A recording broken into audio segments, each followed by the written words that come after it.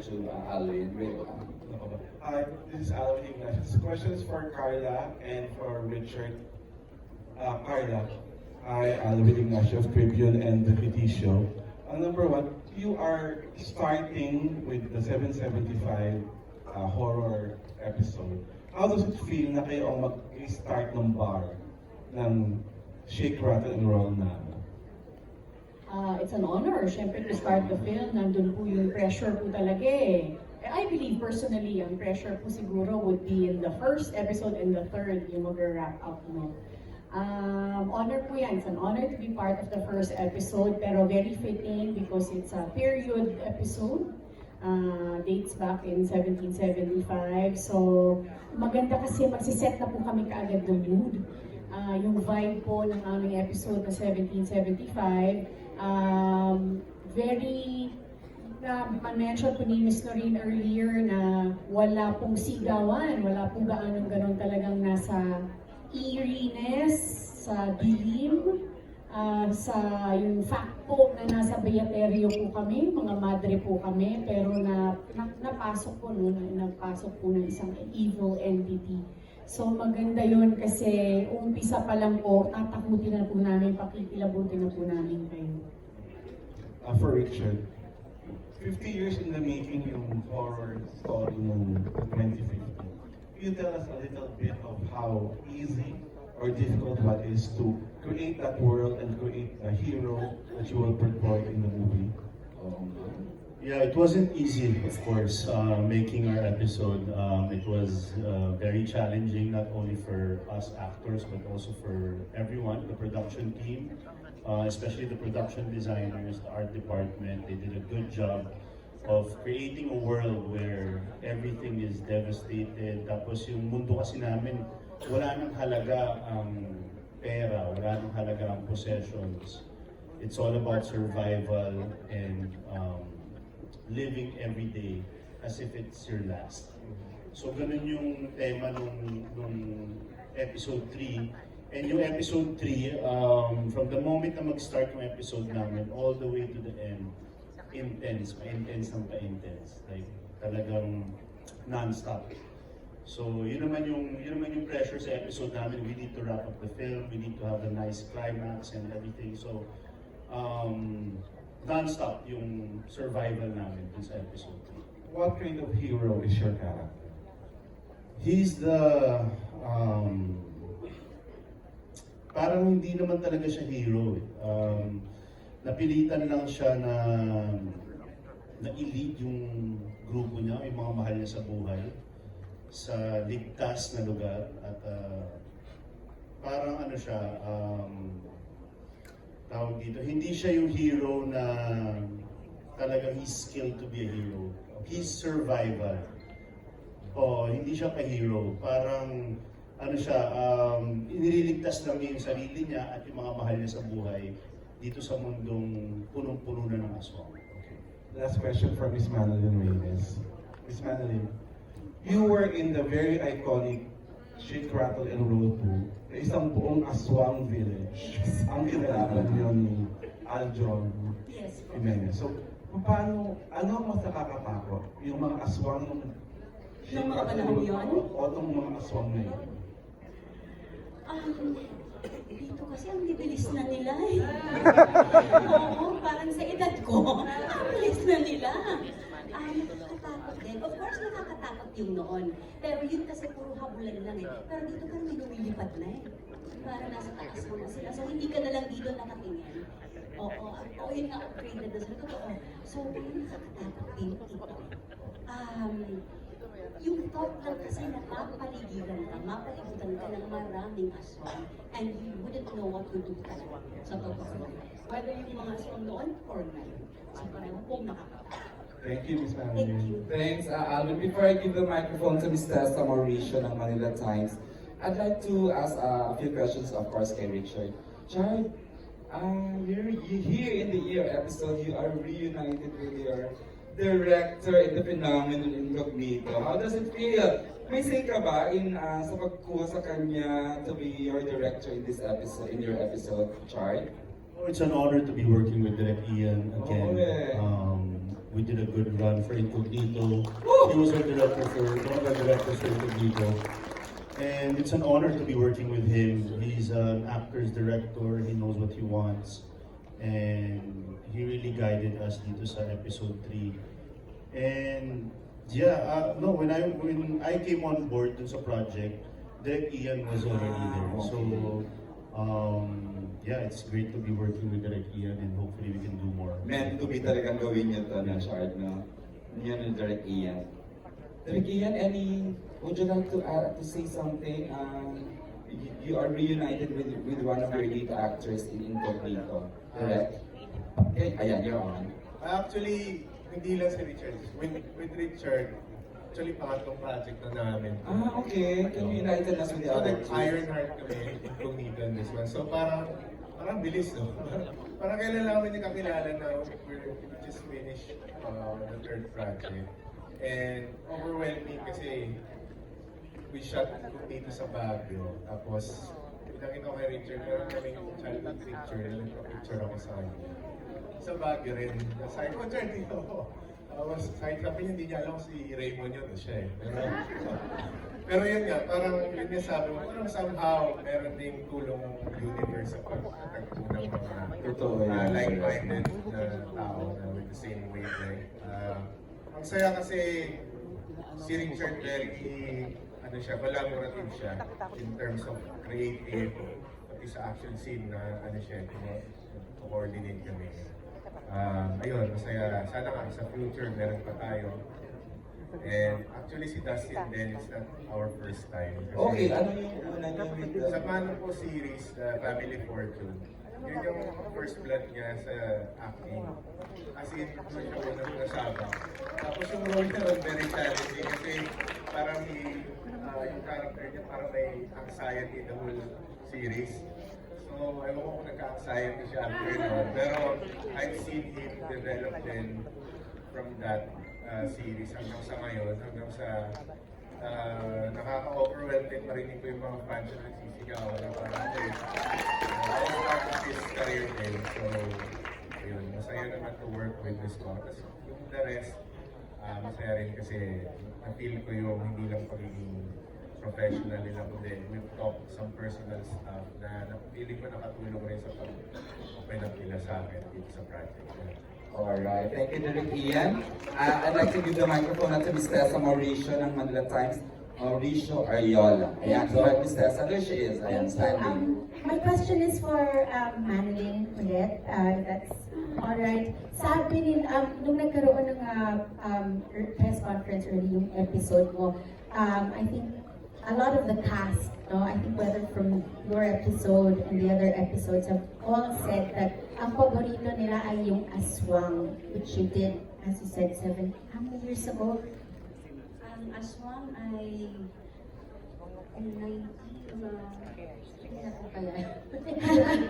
I think 87, I think 87, or 88. Opo. Yun daw ang talagang tumatak sa kanila, whether from our young cast or the older members of our cast. Anong masasabi mo about that? Naku, maraming salamat sa inyo. Thank you. At syempre, lagi po akong grateful sa Regal Films dahil nagsimula doon sa aswang na yon, sa Shake, Rattle, Roll 2, hanggang na 3, 4, 5, and 8, and then ngayon dito sa Evil Origins kasama ko.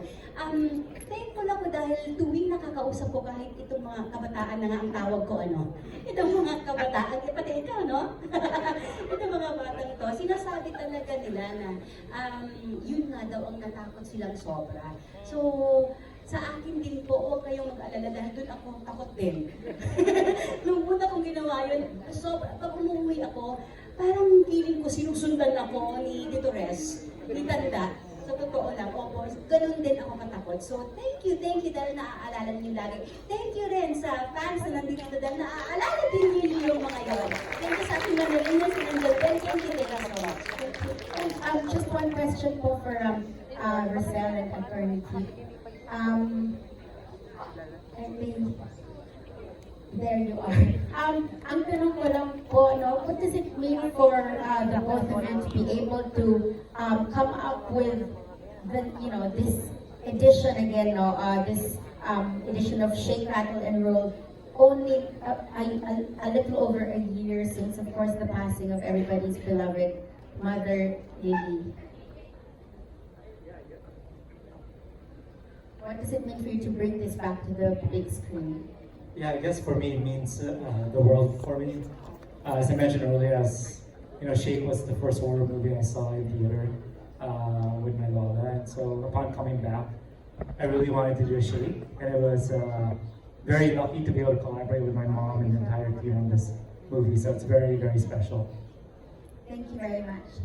Miss Tessa, you have no idea how hands-on the mother and son tandem of Mr. Cell and Keith. Give it up for the mother and tandem producers now. Mother and son, Sir Keith and Cell. Before I give the microphone to Miss Janice Navida, Miss Man, ano may excitement ng tao seeing you here with the different generations? Kasi you're synonymous to Shake, Rattle, and Roll. Kumbaga, isa ka sa iconic character, isa ka sa gumanap.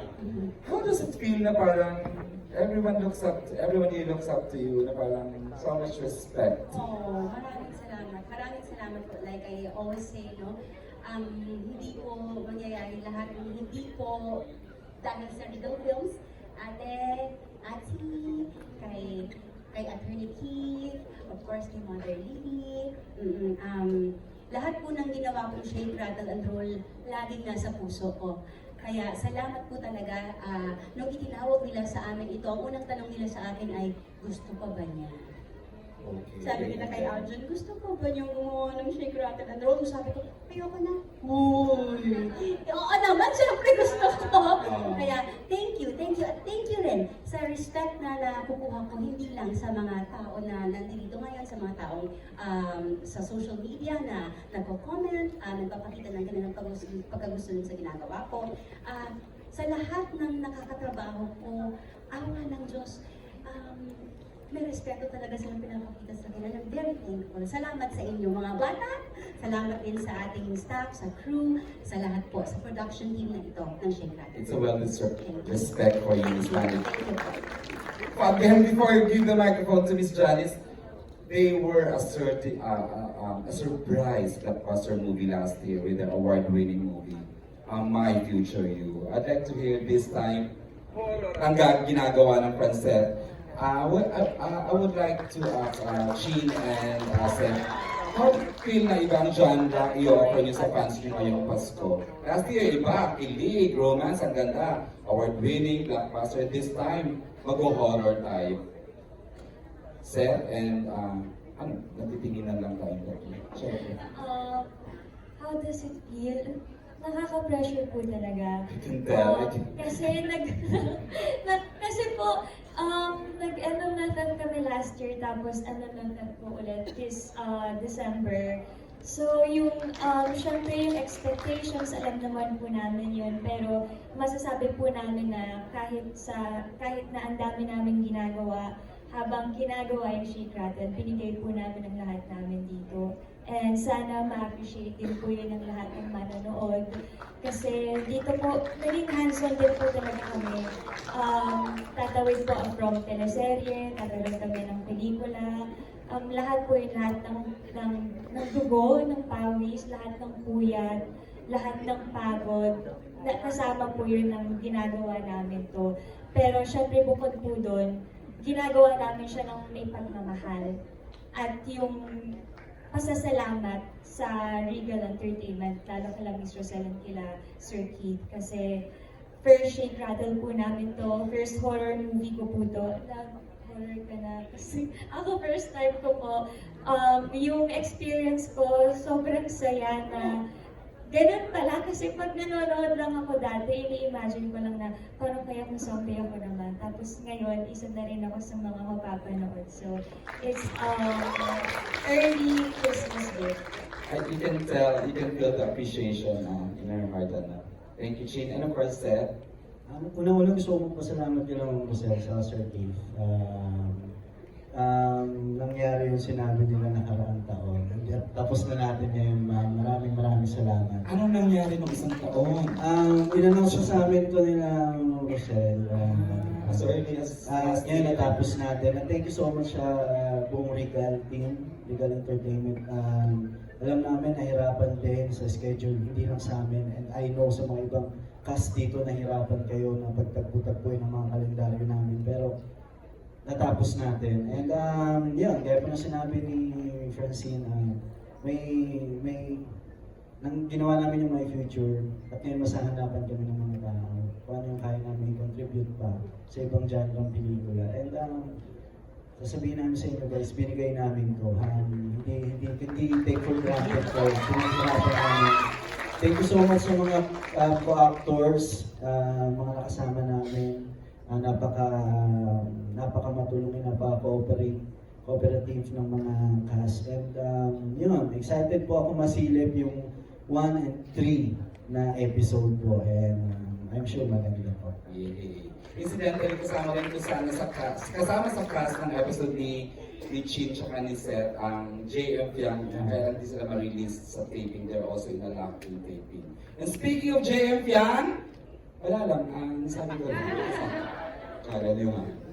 Before I give the microphone to Miss Janice, I'd like to ask a question. Dustin, kaya pa?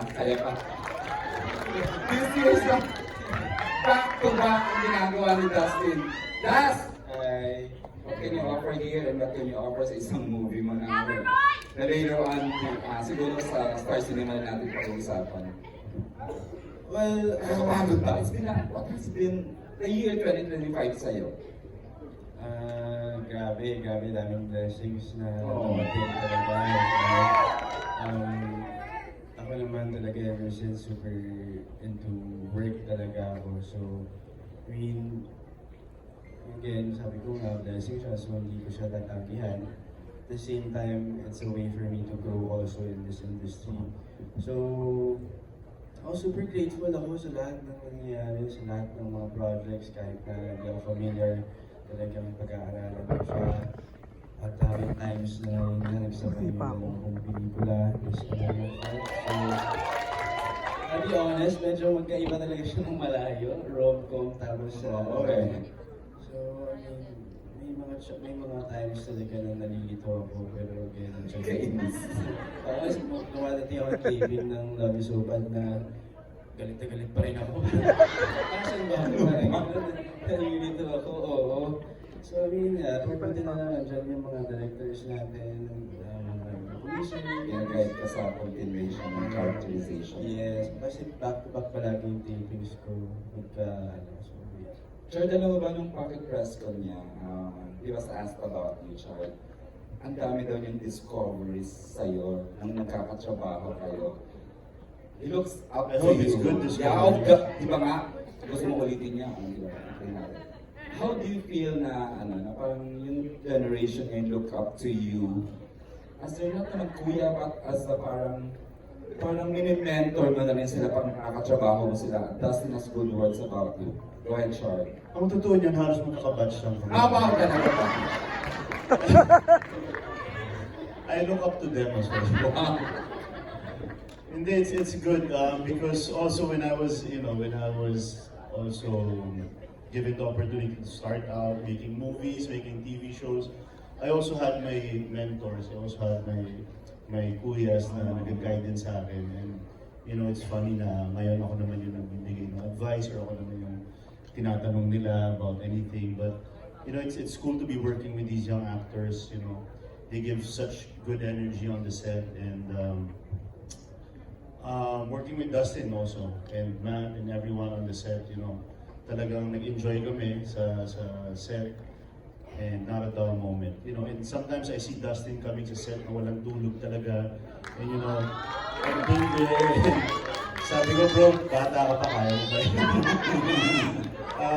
But yeah, that's part of the game, that's part of the industry, and I'm just happy for him and happy for where he is right now. Tapos handsome pa siya sa Eraya Restaurant. Special mention. Finally, she gets to hold the microphone. Finally, totoo na to. Miss Janice Nabida. Hello, good evening po. Kaloka EJ, muntik na akong malobat, doon ako kinakabahan. Wala akong May phone down. May battery pack ako. Okay, go ahead.